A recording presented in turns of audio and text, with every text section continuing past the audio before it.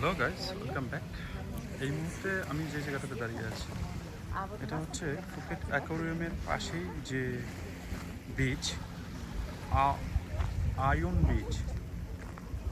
এই যে ion beach, এখানে ম্যাক্সিমাম হচ্ছে 4 স্টার 5 স্টার হোটেলগুলো, ম্যাক্সিমাম 4 স্টার 5 স্টার হোটেল এই বিচগুলোতে, এবং ভিলা, বিচ ক্লাব, বিভিন্ন ধরনের প্রাইভেট। এখানকার কাস্টমার বেশিরভাগই হচ্ছে ফরেনার, অস্ট্রেলিয়ান,